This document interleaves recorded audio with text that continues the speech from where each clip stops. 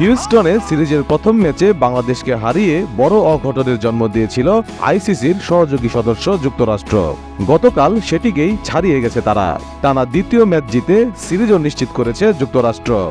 এই সিরিজের আগে মাত্র ২৬টি আন্তর্জাতিক টি-20 অভিজ্ঞতা থাকা দলটি বড় আলোচনারই জন্ম দিয়েছে বাংলাদেশকে হারিয়ে। অন্যদিকে যুক্তরাষ্ট্রের সঙ্গে হারে একটা অনাকাঙ্ক্ষিত রেকর্ডও হয়ে গেছে বাংলাদেশের। প্রথম দল হিসেবে আন্তর্জাতিক টি-20তে হারের সেঞ্চুরির রেকর্ড গড়ল বাংলাদেশ। হিউস্টনে যুক্তরাষ্ট্রের বিপক্ষে সিরিজের দ্বিতীয় টি-20 ম্যাচে শততম হারের স্বাদ পেয়েছে তারা। জিম্বাবুয়ের বিপক্ষে সিরিজে শেষ ম্যাচ হারের আগেও বাংলাদেশ সবচেয়ে বেশি ম্যাচ হারের তালিকায় ওয়েস্ট ইন্ডিজের চেয়ে পিছিয়ে ছিল। গতকাল রাতে দক্ষিণ আফ্রিকাকে হারিয়েছে ওয়েস্ট ইন্ডিজ, ফলে তারা এখনও ৯৯তেই দাঁড়িয়ে। মোট ম্যাচের ৫৯.৫২% হেরেছে বাংলাদেশ। কমপক্ষে ১০০ ম্যাচ খেলা দলগুলোর মধ্যে যেটি দ্বিতীয় সর্বোচ্চ।